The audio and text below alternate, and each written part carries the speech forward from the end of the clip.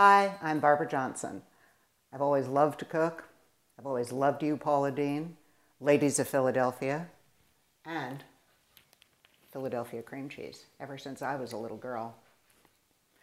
Today I'm going to make a tart.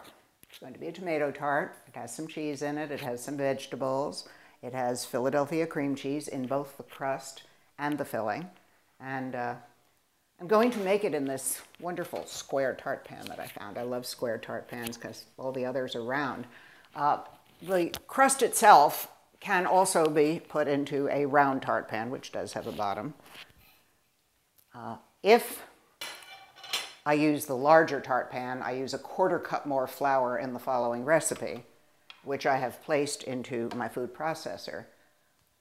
I have put in the food processor 4 tablespoons of Philadelphia cream cheese, 5 tablespoons of butter, frozen preferably, and a cup of flour. I've also sprinkled some salt and some cayenne pepper.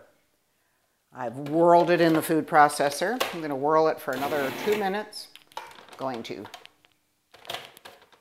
take it off, pour the crust into my square tart pan, and then I'm going to press the crust in with my fingers. It's the easiest recipe in the world. If, for instance, you were making a sweet tart, you might use a little sugar and no cayenne pepper in the mix.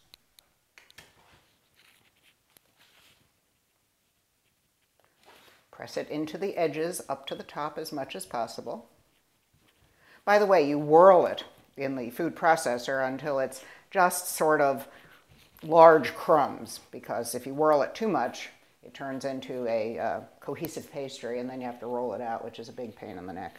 I ran out of flour, so I'm patting it with non-floured fingers. It's much easier to do if you flour your fingers first. Okay. And by the way, you can cook the crust for a little while in a 350-degree oven. You don't have to. It's not vital. I prefer to cook it, but we have a very short show today. So I have 2 eggs,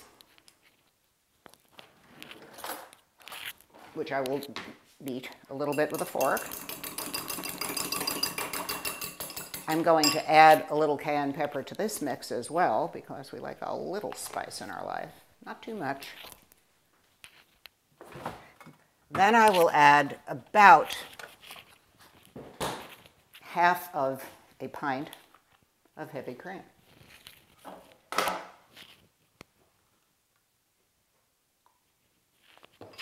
Stir it up. I've grated some Gruyere cheese. I've grated it on a regular grater, and I'm going to sprinkle it into the bottom of the crust. Remember, you can bake this crust first, but you don't have to. You'll just have to bake it a little longer at the end. I will also sprinkle probably what amounts to half a cup of Parmesan cheese, or Parmigiano, if you prefer the true Italian pronunciation. I'm going to add a package, 2 ounces of Philadelphia cream cheese, which I've cut into 2-inch cubes, to the mix of egg and cream and Gruyere. No salt necessary in this mix. I've sauteed a sweet onion, a shallot, in some butter. In fact, I'm going to use my hands because it's a much easier spreading utensil. You could use a spoon. But if you come to my house, you know that I always use my hands.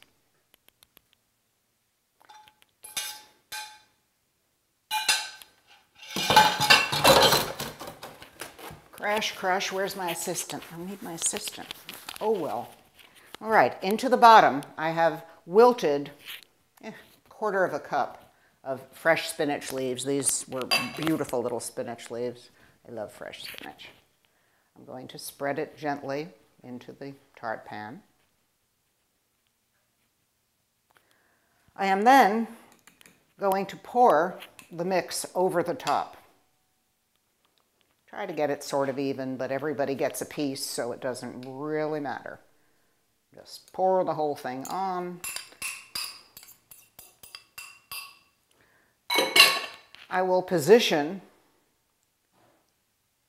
the cream cheese pieces. These are cut a little too big for my taste. I cut them, so it's my fault.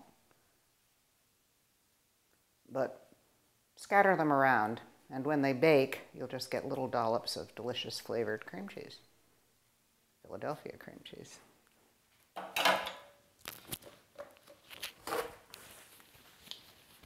I've cut some tomatoes, the best, reddest, nicest tomatoes you could find. Today, these happen to be what they call Campari tomatoes. We're cooking in Florida today, so it's a great tomato state, but I don't know, I just couldn't find big tomatoes, so we have a lot of little ones, which is probably a better way to do things.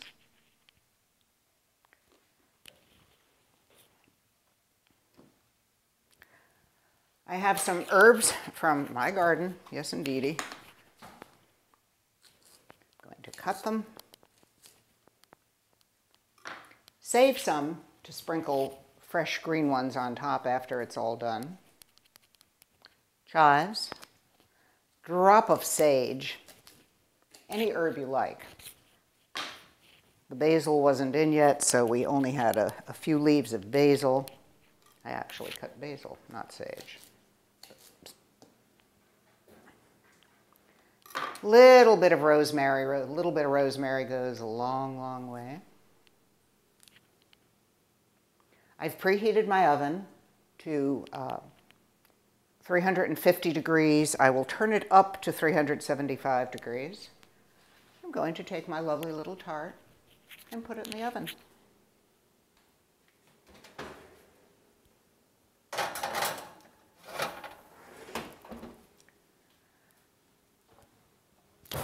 Now, through the magic of time-lapse photography,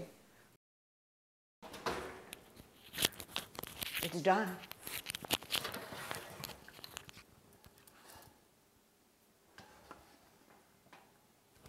And look at this beauty. It becomes puffed from the eggs and the mixture of the cream cheese.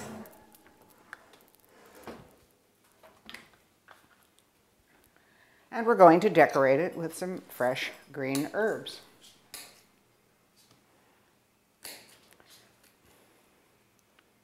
There's my little dog, Bo. He wants some too. He says, God, that cheese smells great.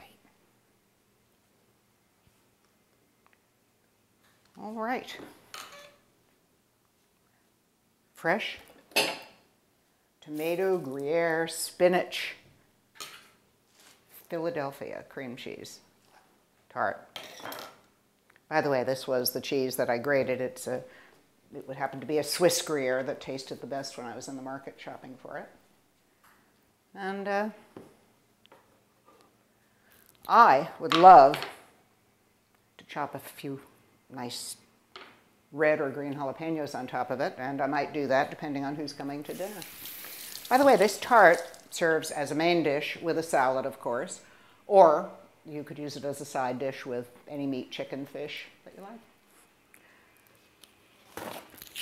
See you next time.